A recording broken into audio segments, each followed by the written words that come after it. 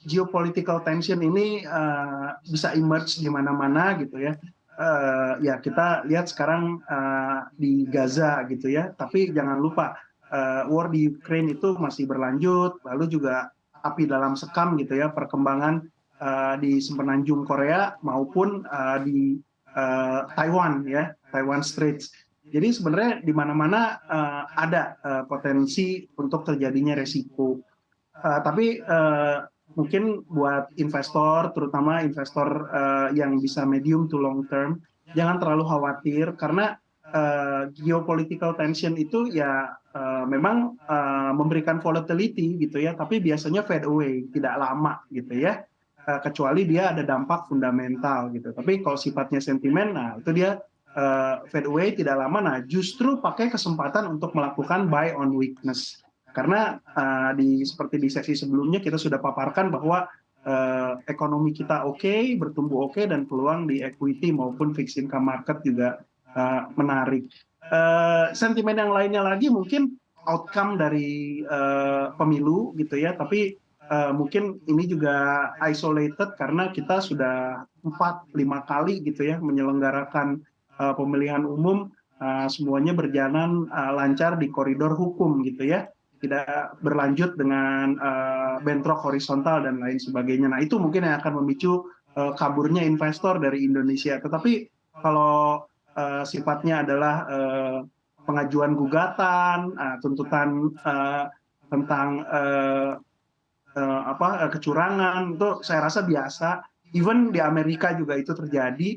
Jadi mestinya outcome-nya juga oke ya kalau dari situ. Unless kita ngelihat ada konflik horizontal, which is isolated sih mestinya. Jadi pesta demokrasi kita sudah jauh lebih dewasa. Resiko lainnya lagi adalah naiknya lagi barang-barang komoditi gitu ya. Ya, tapi ini kan sebagai efek sampingan gitu. Jika terjadi disruptif dari supply gitu. Nah, ini bisa terjadi kalau prolong geopolitical tension happen. Tapi kalau cuman percikan-percikan aja, mestinya juga temporer kenaikan harga. Pak, kalau sektor teknologi, apakah Anda melihat sudah ada perbaikan fundamental seiring berakhirnya suku bunga acuan tinggi? Ya, mereka adalah kapital intensif ya, dan perlu financing gitu ya, dari waktu ke waktu gitu. Dengan sudah hampir 100% kenaikan suku bunga gitu, tinggal fase berikutnya adalah penurunan. Ini adalah sesuatu yang akan sangat melegakan untuk mereka, dan pembiayaan inovasi-inovasi yang ada di pipeline mereka akan jadi lebih mudah. Jadi akan menarik gitu ya. Itu juga sebabnya kita lihat misalnya di US ya, Sasa, Nasdaq mencatatkan all time high ya beberapa kali gitu. Karena ya ekspektasi itu, cuma kadang terlalu berlebihan gitu ya. Karena kan masih pipeline juga gitu. Pembiayaannya juga mau di rate berapa nantinya gitu ya. Ya biasalah itu psikologi market. Cuma kita melihat memang dengan adanya penurunan suku bunga ini, terutama nanti di second half, tech sector dan renewable ya mestinya sesuatu yang worth to watch juga untuk investor. Cuma ya tadi valuasi, berhati-hati dengan valuasi. Perlu dipertimbangkan, tapi balik lagi ke valuasi dan juga fundamentalnya ya Pak Awan ya. Nah, terkait dengan sentimen ataupun kekhawatiran global yang sudah mulai mereda, bagaimana gambaran strategi rebalancing portofolio yang akan dilakukan oleh MMI? Sektor-sektor mana nih Pak yang akan menjadi pilihan dan mana yang akan dihindari? Ya,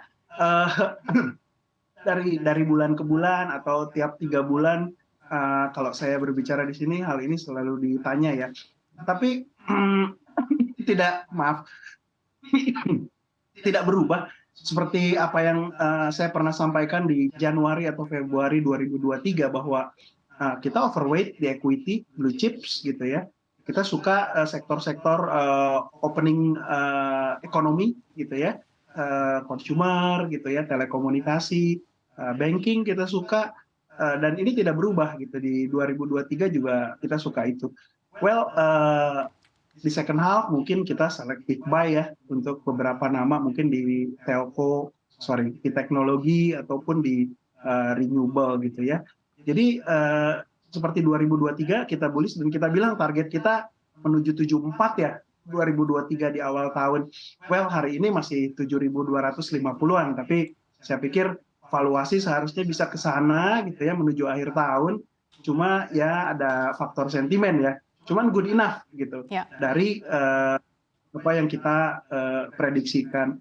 Nah, kalau di fixed income kita memanjangkan durasi kita sih strateginya gitu ya. Juga full exposure, full invested, kita manjangin durasi kita karena ya itu dia kita expect rally di fixed income akan terjadi di second half 2024. Untuk tenor yang menjadi pilihan MMI saat ini apakah lebih prefer untuk jangka pendek atau justru jangka panjang, Pak Awan? Kita lebih suka jangka menengah ke panjang sih, gitu. Karena itu akan lebih benefit ketika suku bunganya turun signifikan. Dan kita pikir di 2024 ini kalau nggak cut 50 basis, BI mungkin bisa sampai 100 basis ya. Estimasi kita BI rate, sekarang namanya BI rate ya, Iya, udah berubah, udah Pak. bukan ya BI rate. Jadi mungkin kita populerkan BI rate ini. Kita pikir sih dari sekarang 6%, nanti di akhir tahun 2024 bisa ke 5,5 atau bahkan 5%. 5-5,5% ya Pak. Kalau untuk tahun ini Pak, minggu depan sudah berakhir tahun 2023, seperti apa proyeksi Anda terkait dengan pergerakan IHSG, rupiah dan juga SBN di tahun 2023 serta tahun 2024? Oke, ini kayak semacam kaleidoskop ya, Sasa, apa yang saya call di Januari di CNBC terus dipertanggungjawabkan hari ini Iya dong Pak. gitu ya.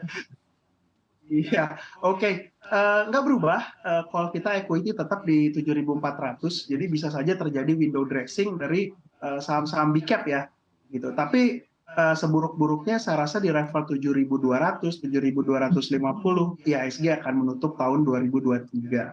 Jadi nggak ada perubahan dari call kita Januari 2023 ke hari ini, yang tinggal 3 hari lagi ya, hari bursa gitu.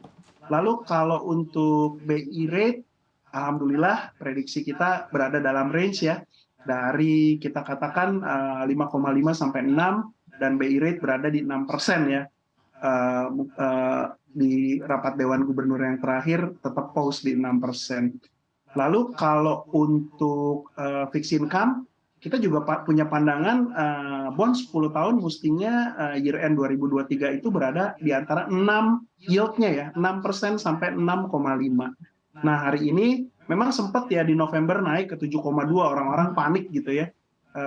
Sama kayak di equity juga di Oktober akhir sempat ke 6.600. Apa masih mungkin Pak Awan, klien nanya, ke 74. Saya bilang buy on weakness. Sama dengan bonds juga, 7,2 apa masih mungkin balik lagi ke level 6, 6,9 aja. Saya bilang enggak, view kita ke 6,5.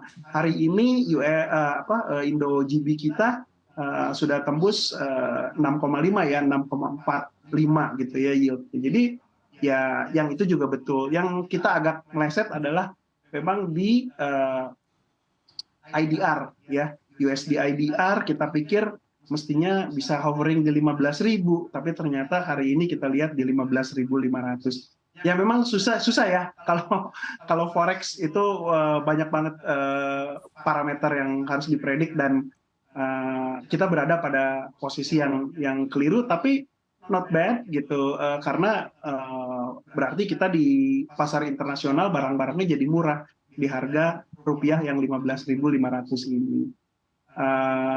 Ya, saya rasa itu untuk menutup 2000. Oke, Pak Wan, di tengah adanya harapan di tahun depan akan ada pemangkasan suku bunga acuan, apakah MMI cukup optimistis dengan adanya kenaikan atau pertumbuhan dana kelolaan atau AUM di tahun ini maupun di tahun 2024 mendatang, Pak? Kita lebih optimis di 2024, Sasa. Gitu ya. Mungkin tahun ini kan investor masih banyak melihat volatility gitu ya, mereka ragu, masih cukup besar investor masih uangnya ada di reksadana money market.